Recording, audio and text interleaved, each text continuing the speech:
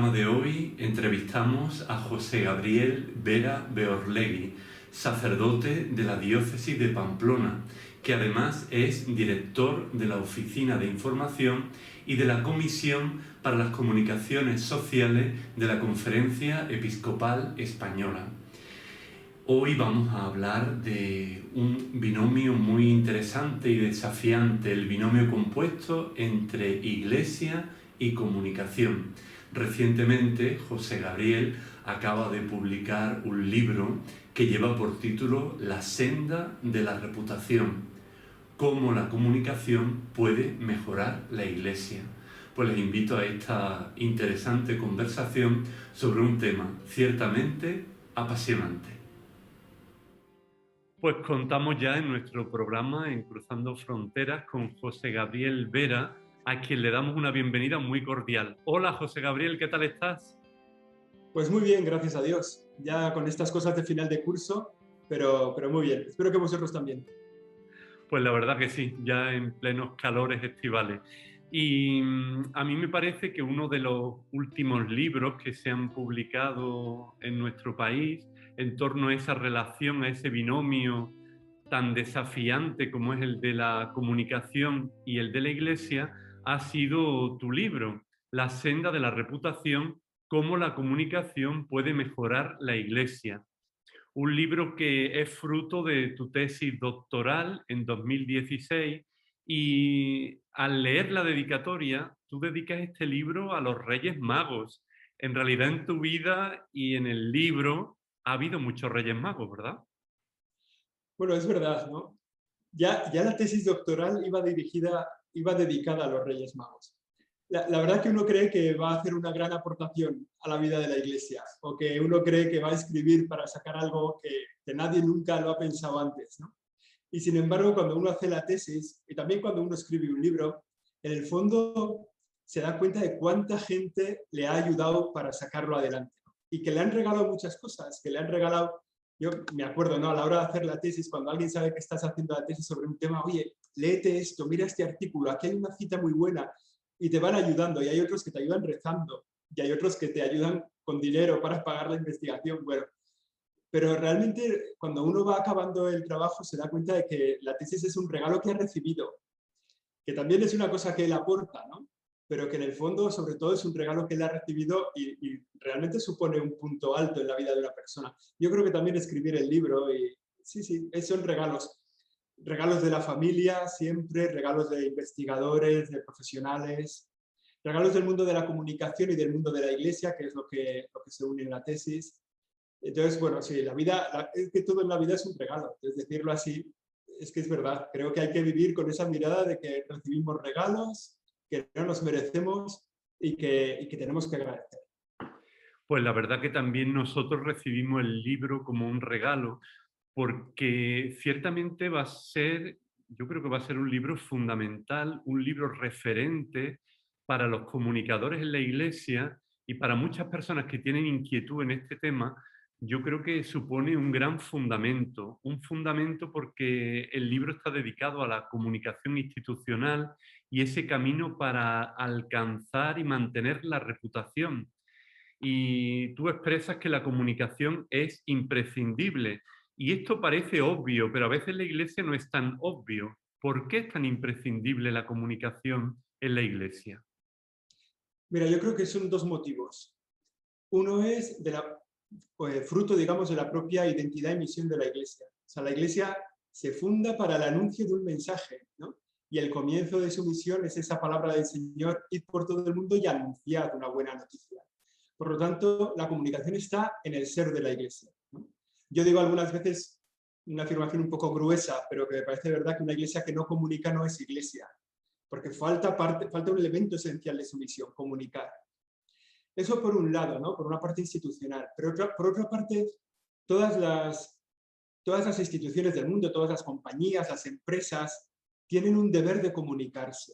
O sea, tienen la obligación de salir a la palestra pública y hacer presente en la plaza pública sus opiniones, sus ideas, su servicio, su aportación al bien común, su deseo de unir a otros para conseguir bienes más altos. Entonces, eso obliga a comunicarse. O sea, comunicar la propia iglesia. Oye, nosotros estamos aquí y estamos a vuestro servicio. Entonces, no es solo, como digo, una cuestión estratégica, sino que es una cuestión de la propia misión de la iglesia. Es una cuestión de salir al encuentro de la gente, ¿no? Y esto es un paso que nos suele costar dar, ¿no? Decir, oye, esto que lo haces bien, lo tienes que contar bien. Pero bueno, me parece que es una... Bueno, vamos cogiendo conciencia de que las cosas que no se cuentan al final acaban no existiendo, ¿no? Entonces hay que tener cuidado.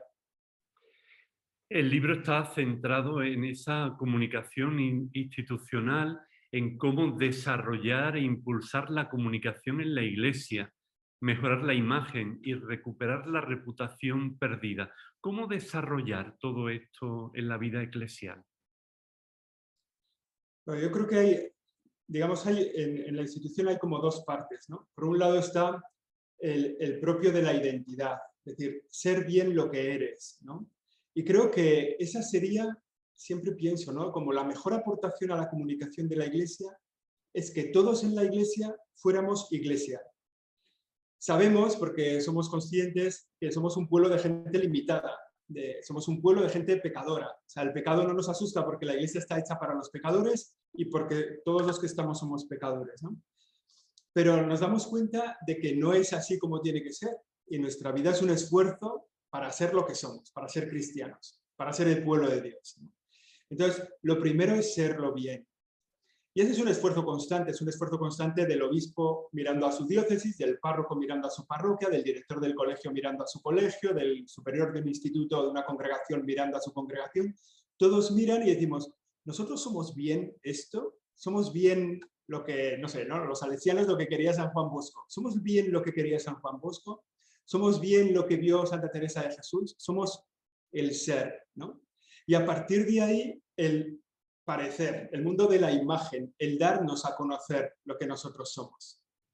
Es verdad que vivimos en un contexto un poco complicado, porque el mundo, la parte del mundo que nos toca más cercano, ¿no? Tiene una visión muy secularizada de las cosas y entonces no fácilmente comprenden nuestra posición en el mundo, nuestro planteamiento vital, ¿no?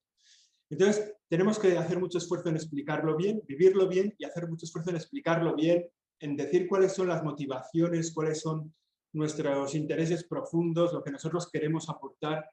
Y ese es un trabajo costoso. O sea, no digo que sea más fácil ser bien lo que somos, porque serlo bien es complicado. Ser santo, en el fondo, no es tan fácil. Pero luego es verdad que la otra parte, contarlo bien, nos cuesta mucho. Y es ahí donde nos jugamos la reputación, aportar en el caudal de la gente que tiene una imagen de nosotros, aportar lo que nosotros queremos poner encima de esa imagen, ¿no?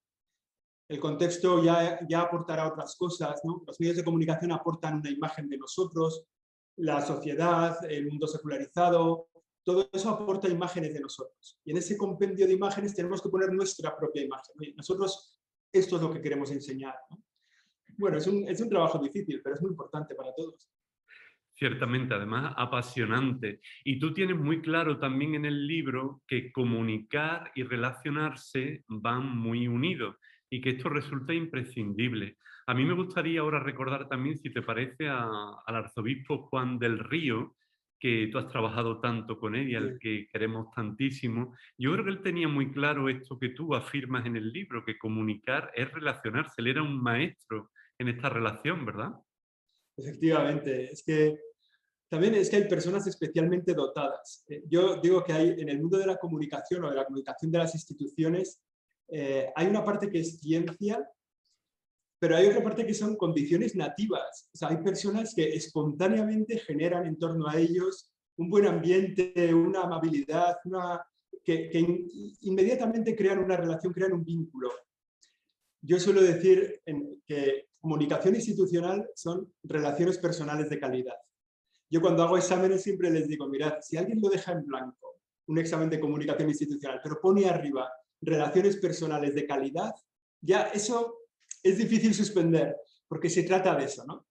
Identificar a las personas a las que tienes que hacer llegar un mensaje, digamos cuáles son tus públicos, que puede ser gente de la institución, los medios de comunicación, las instituciones cercanas, ¿no? Y tener con ellos una buena relación personal. Es verdad que en el mundo de la iglesia, y estirando un poco la expresión, lo que para una institución cualquiera su comunicación es relaciones personales de calidad, para la Iglesia es relaciones personales de caridad, de tratar bien con amor a las personas. No para conseguir un beneficio, sino por quien ellos son. O sea, nosotros tratamos bien a la gente o tenemos que tratar bien a la gente, no para una cuestión estratégica de conseguir salir mejor o de que... No, los tratamos bien porque somos cristianos, porque nos han mandado esto, porque Jesucristo nos ha dicho que la señal es el amor. Entonces, también en comunicación de la Iglesia, las relaciones de calidad son relaciones de caridad, de amor al prójimo. También en la senda de la reputación tú incides en la necesidad de comprender el entorno con el que se relaciona la institución, que hay que adaptarse al entorno y también adaptar el entorno. Sí, es verdad. O sea, el ser humano es el único ser viviente en el mundo que vive en todas las partes del planeta, ¿no? ¿Eso por qué es? Porque se adapta. Bueno, eso es sobre todo porque él es capaz de adaptar el ambiente. O sea, los animales se adaptan a lo que hay y en cambio el hombre es capaz de adaptar el entorno para hacerlo habitable, para hacerlo humano, ¿no? Entonces, esas son las dos cosas que tenemos que hacer nosotros como Iglesia. Al mirar nuestro entorno, darnos cuenta de cuáles son las señales que el entorno percibe y que digamos, encajan con la comunicación en ese momento, ¿no? Porque nosotros tenemos una opinión concreta sobre el cuidado de la creación. O sea, tenemos un modo de ver la creación que es sensible a lo que ahora mismo muchas personas ven como importante. O tenemos un planteamiento en torno al trato de la dignidad de las personas mayores, que eso acaba siendo sensible también para todo el mundo. Entonces, nosotros vemos el entorno y ponemos lo que ese entorno está demandando o está dialogando en torno a ello, pues nosotros ponemos, mira, esto es lo que nosotros. Pero al mismo tiempo tenemos que hacer el esfuerzo de adaptar el entorno y poner encima de la mesa los temas que son realmente importantes, ¿no? O sea, hay palabras que son propiamente cristianas y que hoy, digamos, se presentan como ya no cristianas y como... O sea, el concepto de solidaridad es un concepto cristiano. El concepto de fraternidad es un concepto cristiano, radicalmente cristiano. Pero hoy sales a hablar de fraternidad y te pueden acusar de no ser cristiano, ¿no? O sea, como le pasa al Papa Francisco con Fratelli Tutti, ¿no? Que le llegan a acusar de qué está hablando de fraternidad. Y entonces dices, ¿cómo que de qué está hablando? Fraternidad es lo propio de la vida cristiana, es ver en todo el mundo a alguien que está a favor, ver en todo el mundo a alguien que es un hermano. Entonces, también tenemos que hacer el esfuerzo de adaptar el entorno para hacer posibles que valores esenciales en la vida de la Iglesia estén en el discurso público, estén en la plaza pública. Yo creo también, después de la lectura del libro, que por un lado este volumen tiene un fundamento teórico fuerte y sólido, aunque está ideado para la divulgación, pero yo creo que es muy, muy sólido la argumentación y todo lo que hay detrás.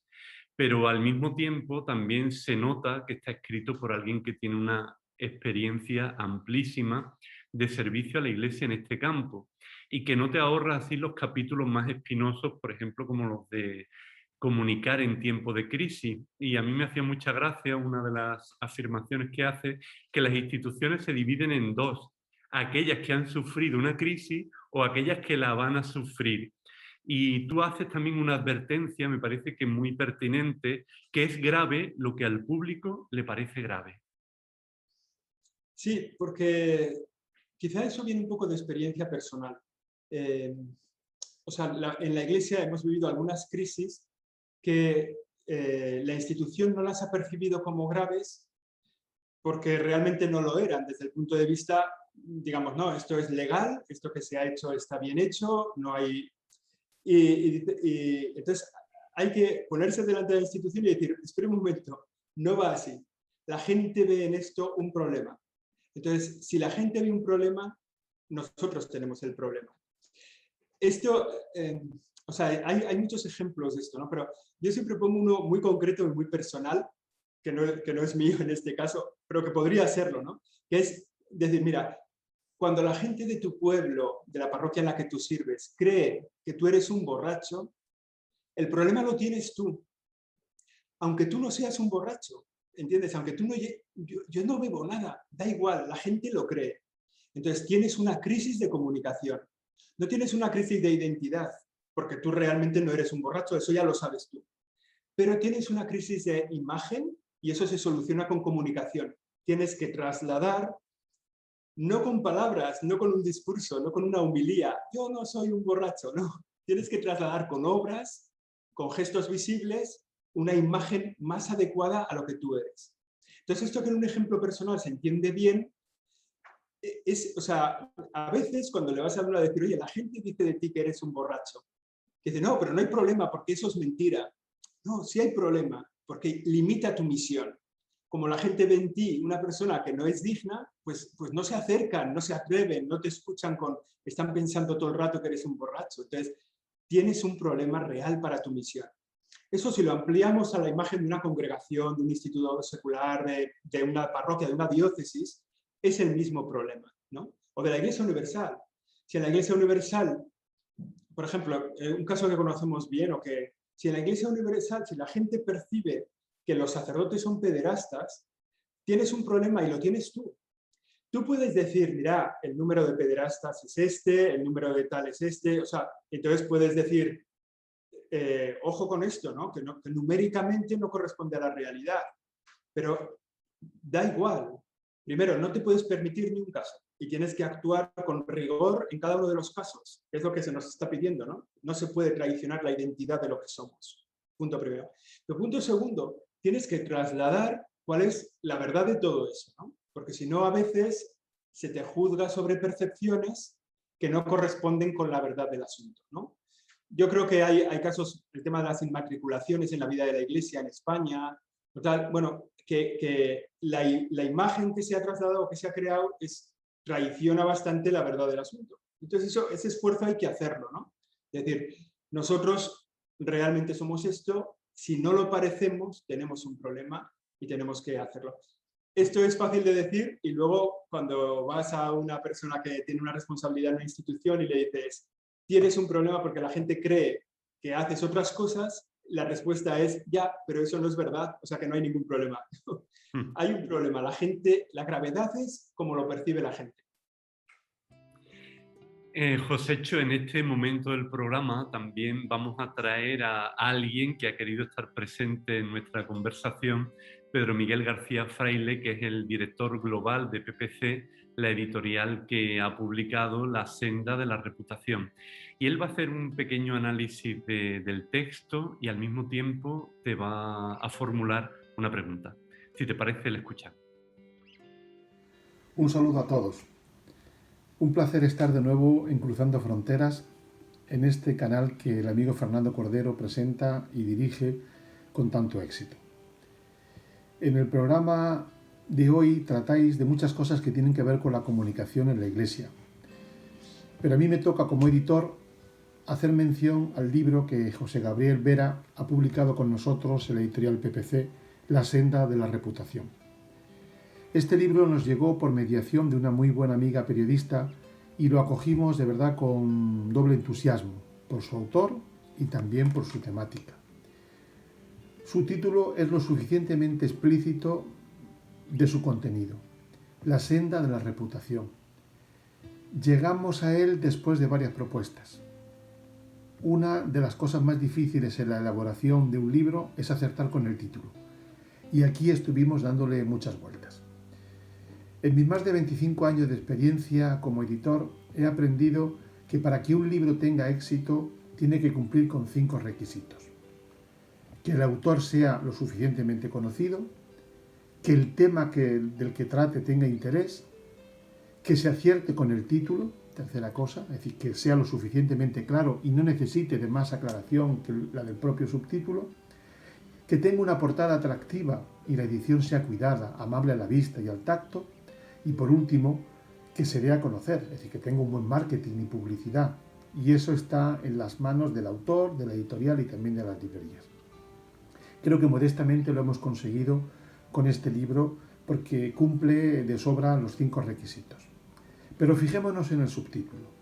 ¿Cómo la comunicación puede mejorar la Iglesia? Leámoslo bien. No como cómo podemos mejorar la comunicación en la Iglesia o cómo la Iglesia puede mejorar su comunicación. sino cómo la comunicación puede mejorar a la propia Iglesia, a la Iglesia. Esto me parece fundamental y muy inteligente.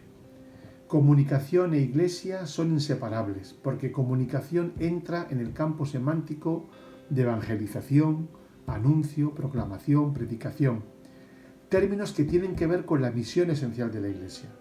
Una Iglesia que no comunica, que no evangeliza, que no anuncia, no es Iglesia de Jesucristo. Por tanto, es un acierto y es esencial tratar un tema de esta profundidad en un libro que sin duda es divulgativo, como lo ha pretendido el autor, y que está al alcance de todos los públicos. Bueno, no me extiendo más. Fernando me ha invitado al programa de hoy para que formule una pregunta a José Gabriel. Y va sobre la reputación.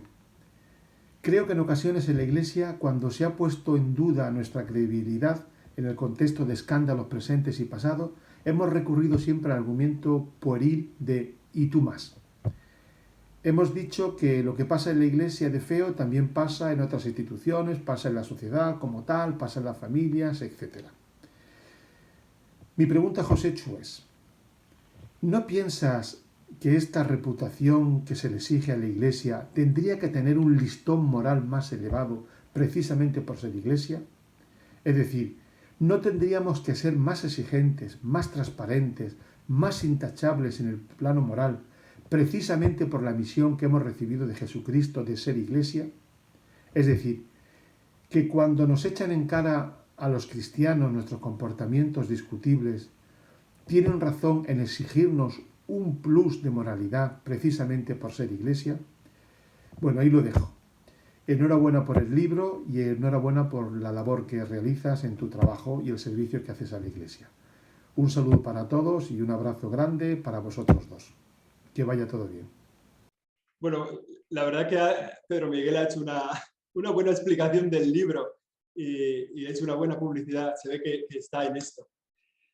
Sí, bueno, realmente el punto que él plantea es en torno a que muchas veces nos sale esto de decir tú más, y tiene que ver un poco con lo que estábamos hablando ahora, ¿no? La pregunta anterior. Que muchas veces nos sale decir, nosotros no somos ejemplares, pero tú eres menos ejemplar que nosotros. Y eso no es una respuesta para la vida de la Iglesia. O sea, eso no debe ser, no es que no lo sea, es que no lo debe ser una respuesta en la vida de la Iglesia. Nosotros tenemos que hacer un esfuerzo muy importante y la institución lo tiene que hacer y todos los que tienen responsabilidad en la institución lo tienen que hacer, un esfuerzo vital en ser lo que somos, ¿no? En poner realmente por delante lo que se nos está pidiendo, que es un anuncio, una celebración y un compartir, una vida de caridad que sean ejemplares. Ya sabemos que no llegamos al 10, pero que no lleguemos al 10 no quiere decir que tenemos que dejar de intentar. Entonces, es fundamental ponerse a hacer bien las cosas.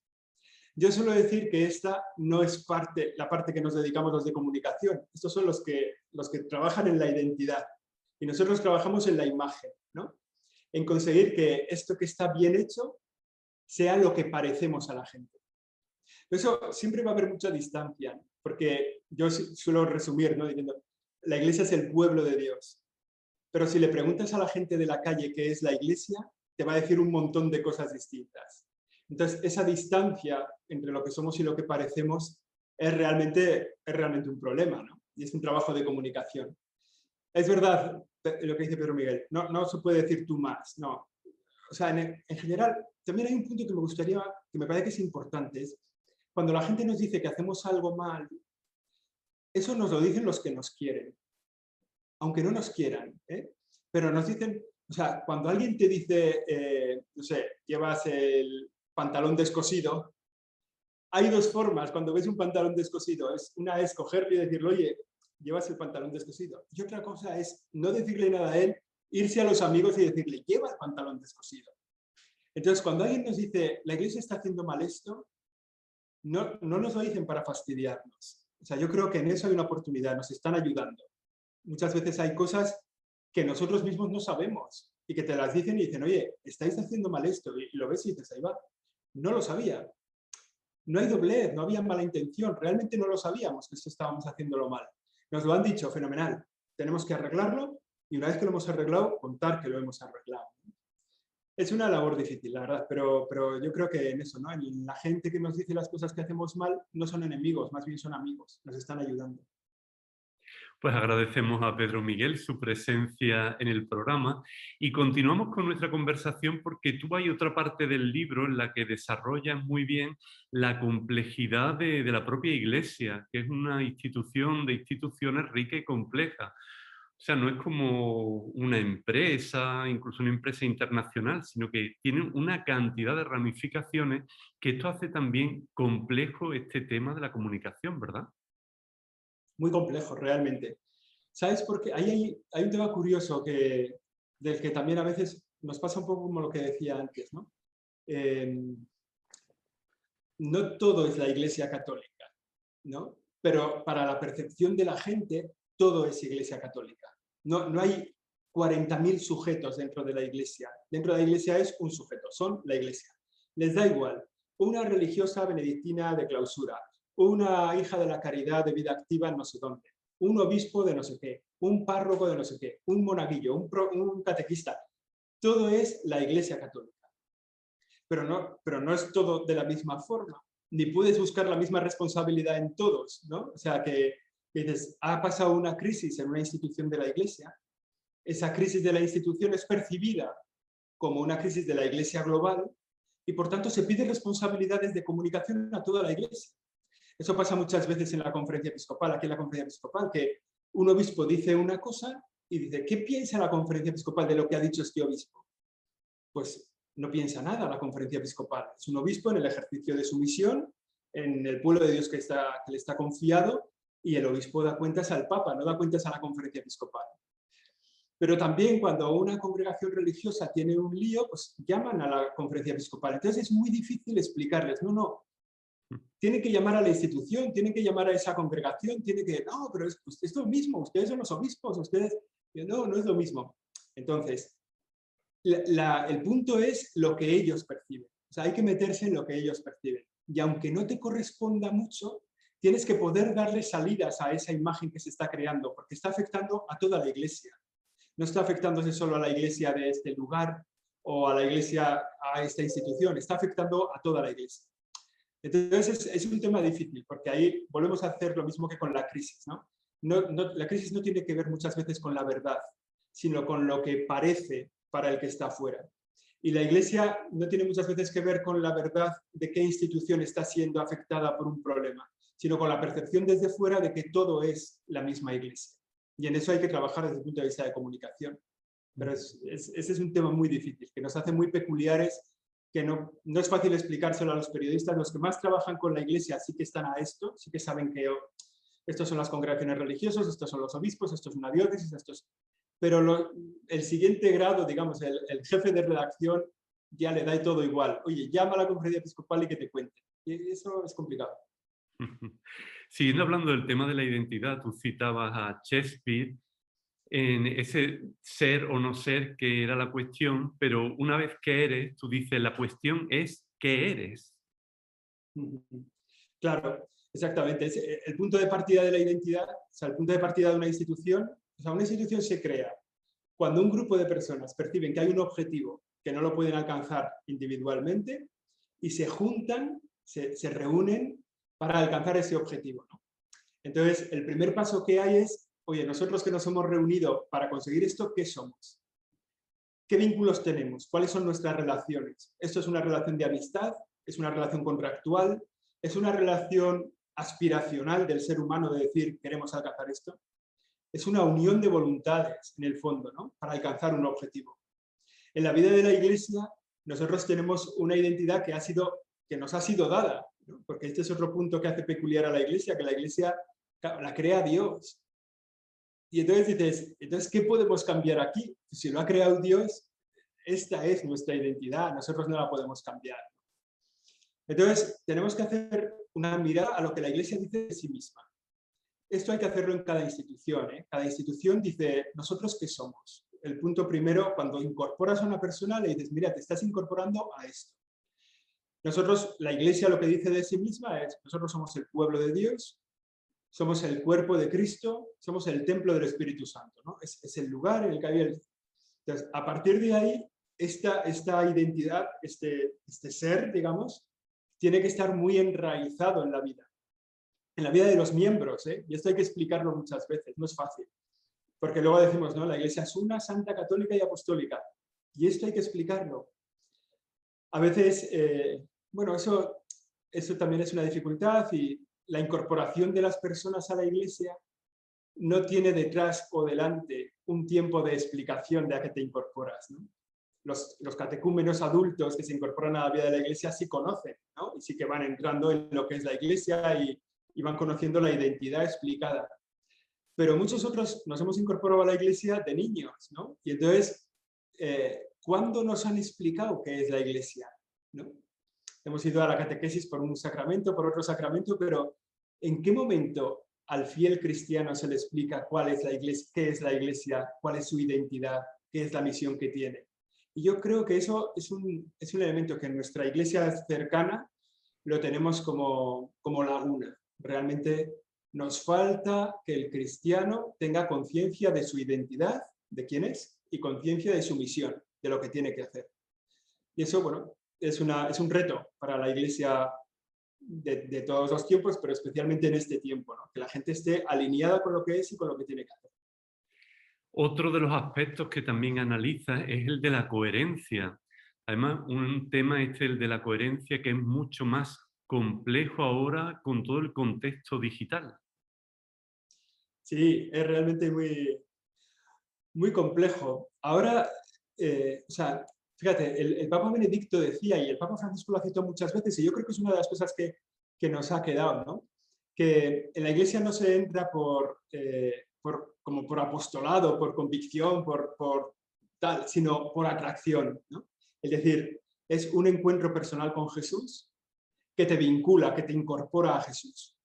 Y en esa vinculación que haces tú a Jesús, otra gente que te ve se incorpora a ti y a la Iglesia, a Jesús, ¿no? O sea, de alguna forma es una atracción por la alegría de una vida entregada al Señor, ¿no? Entonces, esa atracción solo se hace con coherencia. O sea, que la gente se pega, digamos, se acerca a aquello que lo ves auténtico, que dices, hay coherencia entre lo que dicen, entre lo que hacen, entre lo que piensan. Entonces, y en cuanto se percibe, y además eso es una percepción casi de psicología social, ¿no? Te acercas a una persona y dices, no, ahí hay gato encerrado, eso no va bien, ahí hay algo ahí que no funciona. Y al revés, ¿no? Te encuentras gente que en su mirada limpia prácticamente y en verles funcionar 2 o 3 detalles dices, esta persona vale la pena, ¿no? Y sin querer te incorporas a esa forma de vida. Entonces la coherencia es fundamental. En el mundo digital muchísimo más, porque en el mundo digital la gente tiene una percepción de que hay un yo personal y un yo digital, y no es lo mismo, un yo real y un yo digital. Y como que eso es, en el yo digital, es falso. En el yo digital estás completamente tú y estás muy visible, estás muy expuesto. El mundo digital es un escaparate donde te pones tú o te ponen otros. Y dicen, mira lo que he visto. Entonces, de algún modo es como que tu intimidad queda un poco menguada, reducida, y que estás expuesto a lo que otros vean. Y eso yo creo que nos va bien, a nosotros creo, en la vida de la Iglesia. Nos va bien pensar que en todo momento estamos expuestos. Eso nos va bien pensar porque eso nos obliga a reconocernos a nosotros mismos siempre como lo que somos.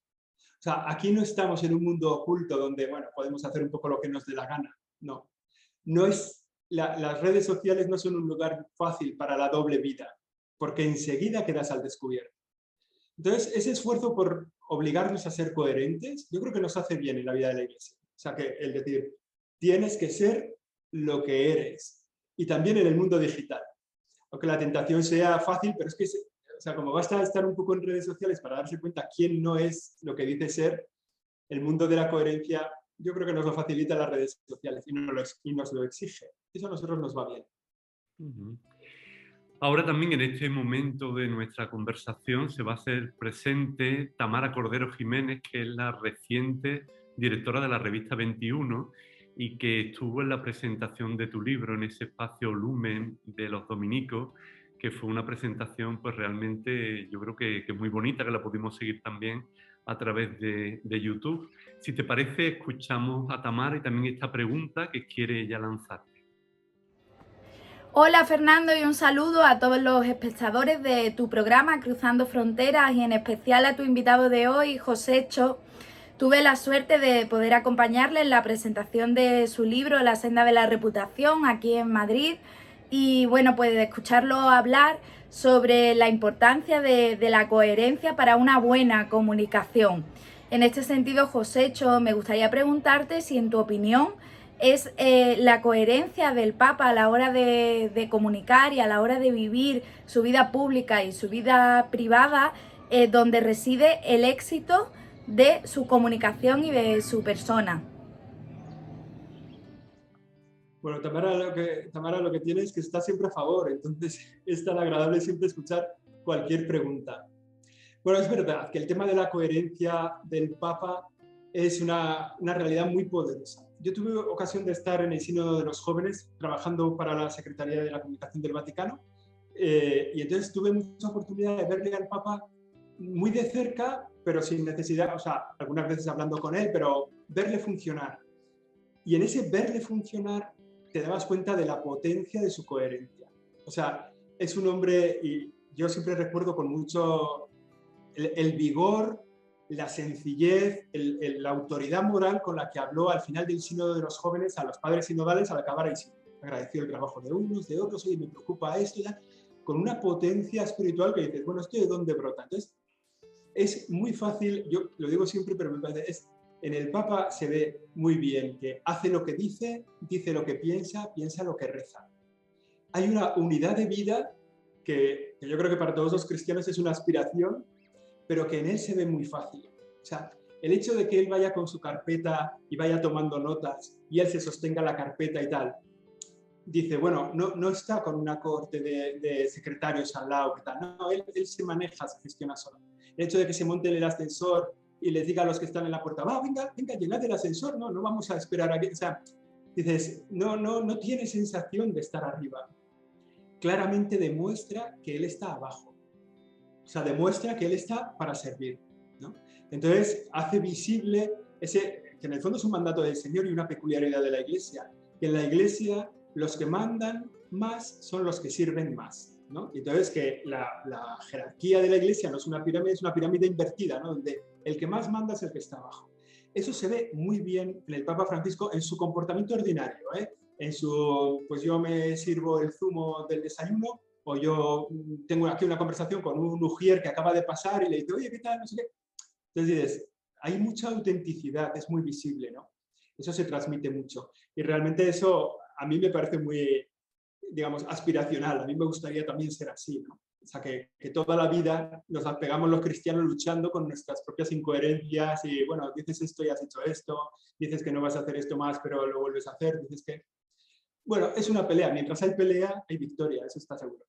Pues agradecemos también a Tamara su presencia y hablando todo este tema del Papa Francisco, de la coherencia, entraría en la gran dimensión de la cultura, de cómo somos y cómo hacemos, en el que tú pues, desarrollas rasgos distintivos en Francisco, en la Iglesia en Salida, en la ecología integral, pero ahora que estamos ya tan próximos a iniciar el camino sinodal, ahora en octubre, me gustaría también que tú expresaras esta inquietud del camino sinodal y la comunicación. ¿Cómo crees que habría que hacer una comunicación para que este camino sinodal llegue a la mayor cantidad de personas posible?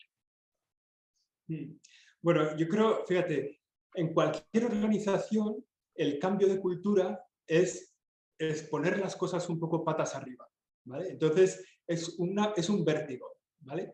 Entonces, el Papa Francisco está haciendo un cambio de cultura, es decir, una institución tiene lo que es y lo que hace, ¿no? La identidad y la misión. Y la cultura es el modo de ser y el modo de hacer. La cultura institucional es muy importante porque da mucha seguridad a la gente. O sea, todos conocemos o podemos pensar en instituciones que tienen una cultura muy fuerte, de forma que es muy reconocible, da mucha seguridad, sabes lo que va a pasar, entras en unos grandes almacenes de una marca concreta y ya sabes cómo funciona todo, porque tiene una cultura muy fuerte, porque los son muy amables los dependientes, porque van vestidos así, porque aquí están estas cosas y aquí estas otras, porque suele estar abajo no sé qué. Entonces, que todo esté da serenidad y permite a la gente incorporarse con paz, cuando la cultura de una institución es fuerte. La cultura de la Iglesia es una cultura muy fuerte, pero el Papa Francisco ha venido, una de las cosas que hace es cambiar el modo de ser, cambiar el modo de hacer. Y muchas veces él lo dice, no creo yo que desde un punto de vista teórico, ¿no? Que él tenga en la cabeza que esto es la cultura y tal, pero lo dice de modo práctico. Dice, los sacerdotes no pueden tener cara de vinagre. ¿Tienen que cambiar su teología? No, tienen que cambiar su cara, su modo de ser, ¿no? O su modo de hacer. No, los confesores no pueden ser brutos con el penitente. ¿Qué tienen que hacer? ¿Tienen que dejar de absolver? No. ¿Tienen que dejar de interesarse por el alma de esa persona? No. Tienen que tratarle bien. Entonces es el modo de ser, el modo de hacer. Y entre las cosas que incorpora de este modo de ser de la Iglesia, lo dice él, para el tercer milenio la Iglesia tiene una sinodalidad, un nuevo modo de hacer. Algunos en este modo de hacer interpretan, por fin viene el cambio de la identidad de la Iglesia. Por fin viene el cambio de la doctrina de la Iglesia. Por fin por aquí va a venir... Claro, eso no es verdad, porque la doctrina de la Iglesia no es... O sea, la pone Jesucristo. Entonces dices, ¿cómo va a cambiar la doctrina? No va a haber 12 mandamientos a partir de ahora. Pero sí, el modo de vivirla, eso va a cambiar. Entonces, esta reflexión de la Iglesia de decir, se escucha a todos, que esto es la sinodalidad, ¿no? Escuchar a todos los que pertenecen a la Iglesia, no a los que pertenecen a la Iglesia clericalilla, digamos, ¿no? Los que están en la sacristía todo el día, o los que no. La Iglesia, incluso también los que están muy en la periferia dentro de la Iglesia, pero muy en el borde, ¿no? O sea, gente que está un poco herida o un poco arrojada afuera, decir, oye, ¿a ti qué te duele? Escuchar a todos, ¿no? Discernir entre muchos, o sea, hacer un discernimiento, ¿no? de los que tienen que hacer ese discernimiento y luego tomar las decisiones el que corresponde, ¿no? Y una vez que se toman las decisiones, volver a poner esas decisiones abajo para volver a dialogar sobre ellas, ¿no? Y de forma que la Iglesia avanza con el trabajo de todos, ¿no? Entonces, el esfuerzo de comunicación para un cambio de cultura es brutal, porque hay muchas resistencias internas de gente que puede decir, oye, este modo de hacer, ¿por qué? ¿Por qué tenemos que cambiar el modo de hacer si lo que iba hasta ahora ya funcionaba? Si ya teníamos reuniones del Consejo de Pastoral de la Parroquia y del Consejo de Economía, ¿por qué ahora yo tengo que preguntar a todos los que vienen a misa, incluso a los que vienen una vez al año a misa? O sea, que esos que me pueden aportar. Y lo que la Iglesia te pide es eso, ¿no? Entonces, el esfuerzo de comunicación en el sentido de quitar, bueno, modos de hacer para mirar con frescura las cosas y recibir lo que cada uno puede aportar, va a ser un esfuerzo grande, ¿no? Es un esfuerzo de comunicación, es un esfuerzo que tienen que hacer los obispos en cada diócesis, en cada lugar. Bueno, es un esfuerzo que nos va a costar, pero que realmente yo creo que el Papa lo tiene muy claro y que además me parece que podemos sacar mucho bien de esto. Hay una cosa que es, fíjate, hay una tontería que me ha venido ahora mismo a la cabeza, pero creo que puede servir. O sea, todas las empresas, las instituciones, preguntan mucho a los miembros de la institución, incluso a los últimos llegados, ¿no? ¿A ti qué te ha impresionado de esta empresa? O que hay un programa de televisión ahora, no sé si es de origen americano, pero que creo que se emite también en España, que es el jefe que se convierte en un empleado de la propia compañía. Entonces va entrando a distintas secciones de la compañía a trabajar muy desde abajo, en la limpieza, en la tal... O sea, oír lo que está pasando entre gente que no... El jefe escondido se llama o algo así, ¿no? Pero me parece que esa es la idea de la sinodalidad. Es escuchar al último de llegado, qué le está pasando a él. ¿Qué cosas cree que la empresa, si la empresa hiciera la limpieza así, mejoraríamos mucho en tiempo? Entonces es que cuanto más abajo estás, oyes más cosas y luego la gente lo tendrá que discernir y luego alguien lo tendrá que decidir. Pero en el fondo este es el camino sinodal de la Iglesia y me parece que desde ahí se puede hacer muchas aportaciones también a la vida política en España, ¿eh? O sea, el proceso sinodal puede explicar un modo de hacer nuevo en las instituciones públicas, de escuchar, de discernir, de no gobernar mirando hacia arriba, sino gobernar mirando hacia abajo. Muy interesante también aplicarlo a la política, sí. Es que ahí hay un tema que, bueno, igual es un tema un poco personal, ¿no? Pero parece que puede parecer que la democracia consiste en tú votas a una persona y esa persona durante 4 años toma él las decisiones. Todas. las que te afectan y las que no te afectan. Y dices, hombre, 4 años, ¿por qué no me preguntas alguna vez más? No me digas, hasta dentro de 4 años olvídate de mí, yo tomo las decisiones por ti. Tú no vas a estar enterado, yo me entero, yo tomo las decisiones por ti. Digo, oye, para, pregúntame, tenme en cuenta, ¿no? Y eso puede parecer que la política vive en un mundo raro y que tú, como ya votaste, te tienes que callar. Entonces, la Iglesia nos enseña a decir, no, yo soy el Papa, aquí ahí están los obispos, están los superiores, están tal, pero hay que oír a todos, discernir, tomar decisiones, volverlas a poner para que la gente las entienda, y así se avanza, ¿no? Y creo que eso en la vida política de una sociedad normal me parece que puede ser una buena aportación. Tenemos que hacerlo muy bien para que pueda servir de ejemplo. Y también en este libro, bueno, podríamos hablar de muchísimas cosas en la senda de la reputación. Tú indicas y propones una serie de oportunidades para una buena imagen de la institución. Sí, ahí el tema de la imagen es complicado, porque la imagen es lo que está dentro de la cabeza, no de la Iglesia, sino de la gente que ve la Iglesia, ¿no? Entonces, la gente se compone la imagen, como hacemos todos, ¿eh? Yo tengo una imagen de un equipo de fútbol, del equipo de fútbol que sea. ¿Y cómo me compongo esa imagen? Pues con los partidos que veo, con el ambiente que veo en el campo, con lo que leo en el periódico, con lo que estudio, con lo que tal, me compongo una imagen de él. La gente se compone una imagen de la Iglesia. ¿Y cómo se compone la imagen de la Iglesia? Pues se compone a partir de sus estudios, de sus experiencias personales, de las ideas de su familia, de las ideas políticas del ambiente, de lo que dicen los medios de comunicación. La imagen que la gente se forma de la Iglesia se la forma de muchas maneras. La Iglesia tiene una pequeñita parte en esa imagen, ¿no? Que es llegar a esa persona y contarle lo que hacemos y lo que somos, ¿no? Entonces, así, digamos que conseguir que la gente tenga una experiencia personal de la Iglesia, eso es lo que mejor lo que mejor puede sostener nuestra propia imagen, lo que mejor puede transformar la imagen. De hecho, es muy curioso, porque la gente dice, todos los curas son no sé qué, menos el cura de mi pueblo, que es no sé cuántos. Dices, ¿por qué el cura de tu pueblo? Porque el cura de su pueblo es al que conocen personalmente. De los unos tienen una imagen que no es personal, que se la han compuesto por lo que han visto en el cine, en las películas, en el telediario, en el periódico, y en cambio de este tienen una experiencia personal. Entonces yo les suelo decir a veces, los curas ganamos mucho de cerca, los religiosos ganamos mucho de cerca, entonces tenemos que hacer el esfuerzo de proponernos, de salir al encuentro de la gente y decirle, esto soy, esto es un cura, esto es la Iglesia, ¿no? Un religioso, una religiosa de no sé qué, un profesor cristiano, un catequista, esto somos. Proponer una imagen de lo que somos lo más ajustada posible a lo que de verdad somos. Y a partir de ahí se mezclarán otras cosas, pero en la medida en que haya experiencia personal de la Iglesia, tendremos la batalla ganada para ofrecer la imagen de lo que somos. A mí ha habido otra cosa que me ha gustado mucho, y es que entre los miembros de la Iglesia hay 2 actitudes. Una, aquellos que hacen muchas buenas cosas por los demás, que viven para la misión de la Iglesia, pero que no los quieren contar por humildad o por otras razones. Y luego está la otra actitud, que son tantos cristianos que no participan activamente de la vida de la Iglesia. Pero para aquellos que están en congregaciones religiosas o en parroquias, para tantos testigos que tenemos en nuestras comunidades, ¿cómo animarlos a que ese testimonio se visibilice sin que por ello pierda el sabor evangélico?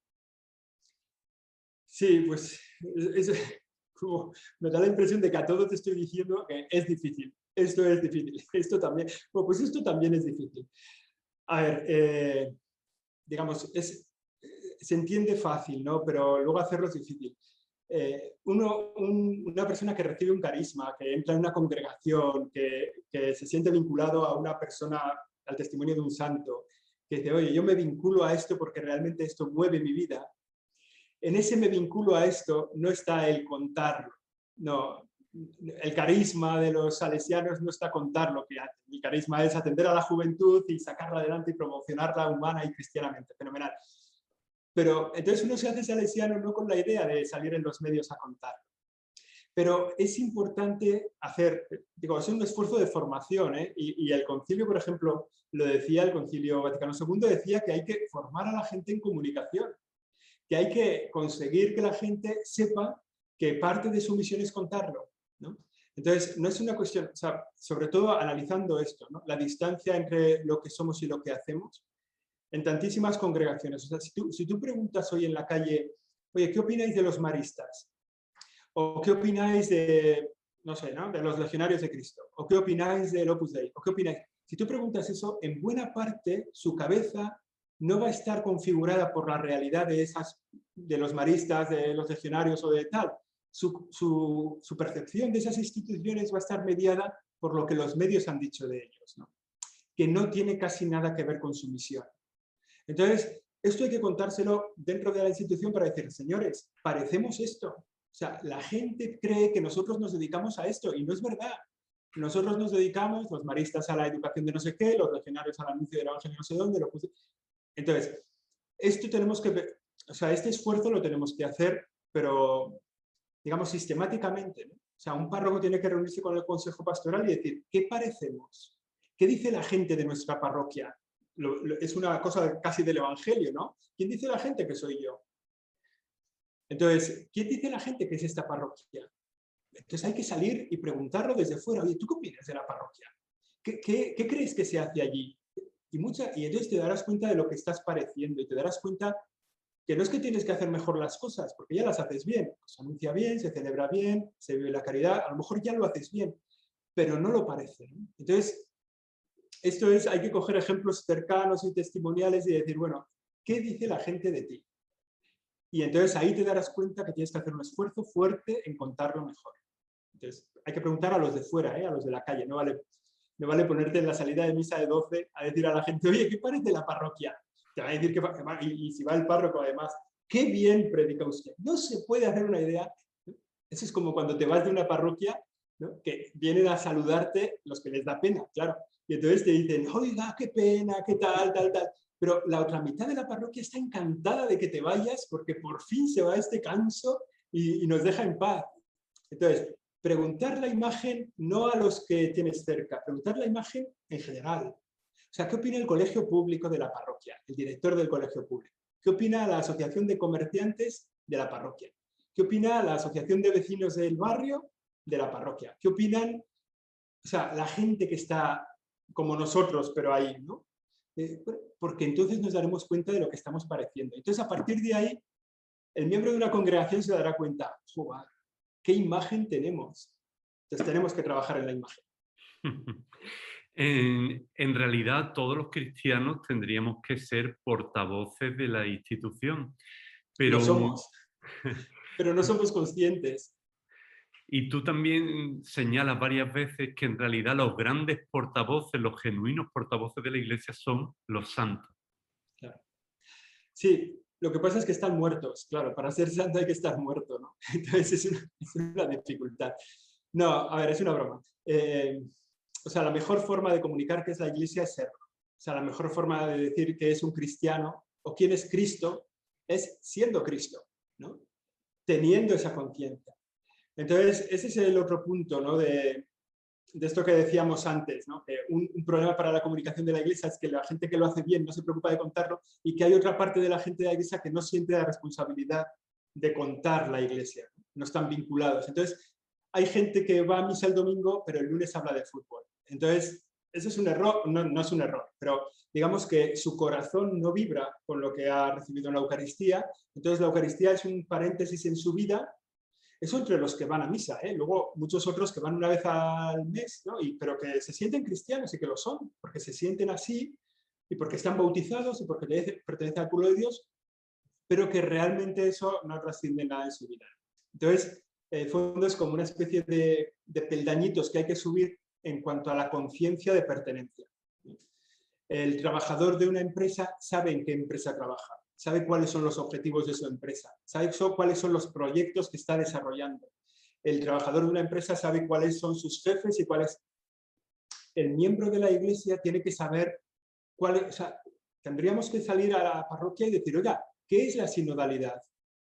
¿Qué es lo que nos trae la sinodalidad? Entonces, si te das cuenta que la gente no vibra ahora mismo con eso, bueno, igual todavía es pronto, es verdad, ¿no? Pero digamos, si la gente no se da cuenta de qué es la sinodalidad, si la gente no se da cuenta de qué es el cuidado de la creación, entonces, en realidad es una pertenencia real, pero muy recortada. Y entonces, en eso el trabajo de los pastores es fundamental. O sea, los pastores es todo el que tiene una misión pastoral en la iglesia, una misión de pastor, que es de cuidar, de acompañar, de sanar, de curar a los enfermos. O sea, digamos, una misión pastoral. Me da igual que sea un obispo, que sea un catequista, un superior religioso, el director de un colegio, el profesor de matemáticas de un colegio religioso. Todos tienen una misión de cuidado. Entonces, saber cuál es su misión, saber en qué estamos ahora como institución, cuál es la preocupación, tal, saber cuál es nuestro proyecto pastoral, ¿no? Aquello que ilumina nuestro trabajo.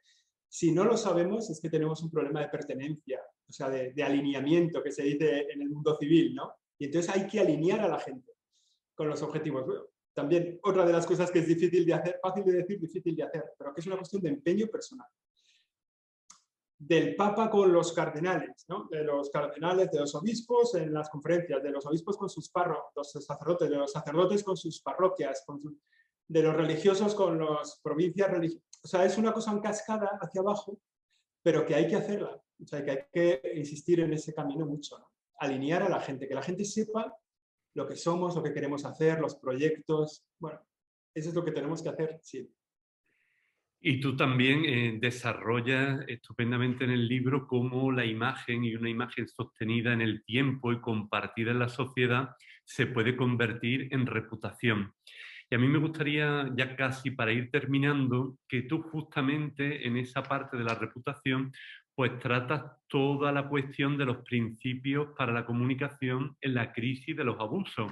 Algunos han acusado a la Iglesia de que es como el avestruz que agacha la cabeza, pero tú aquí haces un análisis muy pormenorizado de cómo tratar todo este asunto tan complejo, tan grave y al mismo tiempo tan necesario de cara a las víctimas. Sí, bueno, es un tema complicado y realmente es el tema que ha dañado la reputación de la Iglesia y por tanto su capacidad de realizar la misión, ¿no? Y entonces me parece que es muy significativo. Yo creo que aquí hay buena... O sea, el punto de partida es no sabemos bien lo que ha pasado, ¿no? En muchas instituciones de la Iglesia no sabemos bien lo que ha pasado. No se han mirado los archivos, muchas veces en los archivos no dice nada, muchas veces el testimonio no es completo porque el agresor ha desaparecido, porque está muerto, porque hace muchos años. Bueno, realmente es un tema difícil, ¿no? No se puede hacer una mirada solo de parte, ¿no? O sea, hay que tener una mirada amplia y decir, bueno, las víctimas lo han vivido así, lo viven así. La palabra de la víctima, en mi opinión, es palabra sagrada. O sea, lo que dice la víctima no se contesta, no se comenta, no se matiza, no se contextualiza, no. La víctima lo ha vivido así. Ya está. Como institución tenemos que mirar esas palabras de las víctimas, por supuesto, primero a poner los ojos en su mirada, en su dolor, en su herida, acogerlos, acompañarlos, ponernos a su disposición. Luego mirar en la propia institución qué es lo que podemos saber de eso que se dice, ¿no? En muchos casos, eso sí que se puede hacer, no fácilmente, pero es posible, es ver que eso es verosímil. O sea, que eso que han dicho a lo mejor no lo puedes contrastar porque el acusado está muerto desde hace muchos años y claro, tienes que poder hablar con el acusado para decir, oye, ¿esto qué pasó? ¿Cómo lo has vivido tú? Pero en muchos casos han desaparecido, ¿no? También. Entonces dices, pero puedes llegar a la convicción de que esa denuncia es verosímil, ¿no? Y a partir de ahí tienes una como responsabilidad de decir, oye, te quiero acompañar, por lo menos, ¿no? No tengo la verdad de esto, pero no la puedo saber, pero es verosímil lo que dices y te tengo que acompañar. Hay un punto que me parece que es importante, ¿no? Que la verdad que el libro ya estaba mandado y se ponía como propuesta y luego la Iglesia le dio la solución a tiempo, ¿no? Pero que es, desde el año 2001, todas las causas por estos temas van a Roma. Entonces, es difícil de saber de todas las instituciones religiosas, que son miles, y de todas las diócesis y de tal, cuál es la realidad de los abusos. O sea, ¿por qué? Porque las diócesis no tienen obligación de informar a la conferencia episcopal, los religiosos no informan, no tienen que informar a ninguna institución, pero sí que es verdad que todos los casos que salgan de un lado o de otro acaban en el mismo punto, que es la Congregación para la Doctrina de la Fe. Entonces, me parece que era lógico pedir a la Congregación de la Doctrina de la Fe cuántos casos hay llegados de España, cuántas sentencias hay, cuántas han llegado de la vida religiosa y cuántas de la vida diocesana, de las diócesis. O sea, sobre todo para tener cifras de verdad del asunto, ¿no? Entonces, a partir de ahí, digamos, a partir de que una diócesis puede decir, mira, nosotros hemos llevado a la Doctrina de la Fe, de estos casos hemos llevado 4 casos. Entonces, y de estos 4 casos han salido 2 culpables y tal. Y empezar a hacer informes anuales sobre la situación de este tema, ¿no? De la misma forma que se hacen informes anuales sobre la labor pastoral, sobre la labor económica, sobre tal de la diócesis, incorporar un capítulo es el tema de la protección de menores y la prevención de abusos. Pues este año la diócesis ha hecho, yo qué sé, ¿no?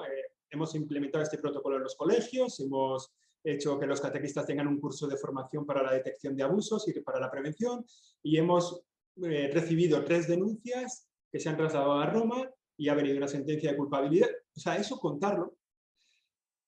Ojalá pudieran hacerlo también así todas las instancias formativas que hay en España y todas las asociaciones de profesionales, ¿no? O todas las asociaciones deportivas, las federaciones deportivas, las escuelas deportivas. O sea, que todos pudieran contar, oye, mira, en el ámbito de la federación de, no sé, no tengo ni idea, de natación, pues hemos implementado este protocolo de prevención, hemos cuidado hacia las personas, hemos recibido 3 denuncias, las hemos presentado y han salido. Bueno, creo que en esto la Iglesia va por delante. O sea, creo que en esto la Iglesia ha sido muy sacudida. Nos ha hecho bien que nos sacudieran, nos ha puesto en el foco. O sea, puede equivocarse la gente que si del 1% de los casos hace el 100% de las portadas, puede crear una imagen falsa de la Iglesia, ¿no? O sea, si dices, el 1% de los casos es un sacerdote, pero de estos siempre van a la portada, ¿no? Pero cuando es no sé, lo que sea, esto no sale en la portada. Vale, el medio puede estar desenfocando, pero si a nosotros nos dice que hay un caso, nos hace bien. O sea, porque nos está ayudando. Ahí va, tenemos este caso, no lo sabíamos, tenemos que cuidarlo, hay que llevarlo a Roma, hay que ver la culpabilidad, hay que ver cómo se atiende a la víctima. Entonces es un tema que, bueno, que me parece que ahí hay, o sea, muchas posibilidades de solución aceptables, ¿no? Es decir, si tú haces una mirada de la actividad de tu congregación, de tu institución, de 20 años atrás, digamos que abres un periodo ya de decir, bueno, ya hay mucho contado y a partir de ahí cuento cada año y a partir de ahí ya puedo establecer digamos, una estadística, una preocupación, decir, oye, esto va empeorando, o la gente que llega a trabajar con nosotros está dando más problemas, hay que mejorar la formación, hay que mejorar el trato. Bueno, yo creo que es una cuestión de tiempo. Pero es verdad que ya hay un marco de edad de años en los que puedes asegurar qué es lo que está pasando, ¿no? Y bueno, y desde luego, y en los años anteriores hay que ver qué se puede saber. O sea, hay que mirar, hay que atender a los que denuncian, por supuesto, hay que ver la posibilidad de saber la verdad y de ver si aquello es verosímil, y por supuesto hay que acompañar a las víctimas, ¿no? Es un poco todo a la vez. Y ya para terminar, aunque podríamos seguir hablando mucho más tiempo, porque el libro da, bueno, yo tengo aquí un montón de cuestiones más, pero por ejemplo, para los equipos de comunicación de una parroquia, para la Secretaría General de una congregación religiosa que tiene que activar a todos los delegados de comunicaciones de la congregación en diferentes países, para los laicos, para periodistas, ¿cómo se podría trabajar este libro, La senda de la reputación? Porque en realidad están todos los temas y tú ¿cómo lo aconsejarías para trabajar en una parroquia, en una congregación? No sé. Bueno, yo creo que hay, o sea, una parte más introductoria sobre la comunicación institucional, que eso me parece que viene bien a los responsables de la institución, digamos. El libro dice cuál es la identidad de la Iglesia, pero ese trabajo es cuál es la identidad de los misioneros paules, cuál es la identidad. Entonces esa es una reflexión propia. Oye, ¿nosotros qué somos? Y formularla. ¿Entiendes? Porque eso va bien también tenerlo formulado, y nosotros somos esto, se hace mucho, o sea, en las páginas web de las congregaciones lo encuentras, pero también de una diócesis, que eso ya es una identidad compartida, todas las diócesis tienen la misma identidad. Entonces, la identidad, la misión y la cultura es un trabajo que tienen que trabajar los órganos de dirección de la institución, ¿no? El superior mayor, tal, decir, oye, ¿qué somos? ¿Qué hacemos? ¿Cómo lo estamos haciendo? ¿No? Entonces, eso es una reflexión que es sentarse, mirar bien, y luego la parte de imagen y reputación, eso recae más en los organismos de comunicación, ¿no? Entonces, los de imagen, digamos, tienen que salir a la calle y que les cuenten la imagen. Hay una institución religiosa en España que durante 2 años mandó a una persona a hacer 500 entrevistas en el ámbito en el que trabajaba esa institución, a todas las personas que tenían algo que decir, de cualquier rango. Responsables políticos, alcaldes, colegios públicos, tal.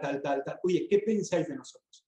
Con 500 entrevistas hizo una imagen perfecta de lo que esa institución transmitía a la sociedad, de lo que la sociedad percibía de ellos. Y a partir de ahí, con ese informe hecho, se pasa a la dirección, que la dirección sabe lo que... y dice, vale, parecemos esto. Y a partir de aquí, propuestas de trabajo. Bueno, es un trabajo, me parece que es muy necesario. O sea, porque a veces en la dirección no se tiene una visión sobre la imagen que hay de nosotros en la sociedad. Entonces me parece que por capítulo se pueden ver algunas cosas, ¿no? O sea, lo que corresponde más a la institución, lo que corresponde más a comunicación. Y luego hay algunos, el capítulo de redes sociales y el mundo digital, me parece que es un tema de comunicación que vale la pena. Pero mira, sobre todo hay una idea que me parece muy importante, que es las personas de comunicación tienen que trabajar pegadas a los elementos de decisión de la institución, ¿vale? O sea, el de comunicación no se puede enterar de las decisiones porque alguien se las diga. El de comunicación se entera de las decisiones porque está donde las decisiones se toman. Eso no es fácil, pero cada vez más en las empresas se funciona así, en los partidos políticos se funciona así. Hay un secretario general en un partido político, pero luego hay un vicesecretario para la comunicación, ¿no? Hay un director financiero en una empresa, un director financiero, director de producto, director y director de comunicación. Porque es el que, cuando se toman las decisiones, dice, oye, desde el punto de vista de la comunicación, esto conviene hacerlo dentro de un mes. O desde el punto de vista de la comunicación, esta decisión hay que tomarla ya, hoy. Entonces, es una cuestión directiva, es del ámbito directivo. Entonces, y lo mismo en la vida de la diócesis. Vamos a sacar una carta pastoral sobre este tema. Pues ahora, en julio, no. Pues porque hace mucho calor y no la va a leer nadie. Hay que sacarla en septiembre, además, con un dossier de ayuda para la lectura en parroquias. Bueno, esas son cosas de comunicación que el que toma la decisión dice, oye, hemos hecho una carta, pues dila. Y luego el cómo se comunica también está en la decisión. Entonces, muy cerca, trabajar muy cerca, los responsables de la institución de su elemento de comunicación. Eso me parece muy importante. Pues José Gabriel, muchísimas gracias por este rato de conversación tan bueno, también tan pausado, que nos ha ayudado a reflexionar con tranquilidad, a apuntar muchos temas que yo creo que también que los que sigan el programa pues pueden en su comunidad, en sus parroquias, en sus casas, seguir hablando. Recomendamos muy vivamente este libro, La senda de la reputación, cómo la comunicación puede mejorar la Iglesia. Yo creo que realmente puede mejorarla. Así que muchas gracias por esta aportación, también por todo tu servicio a la Iglesia. Y nada, esperamos verte en otra ocasión. Y muchas felicidades por el libro. Muchísimas gracias por la oportunidad de contarlo y gracias por hacerlo tan fácil. O sea, poder dedicar tiempo a pensar en voz alta. O sea, que yo también encantado de haber hablado contigo, que me ayuda a pensar. Pues muchísimas gracias y amigos, hasta muy pronto.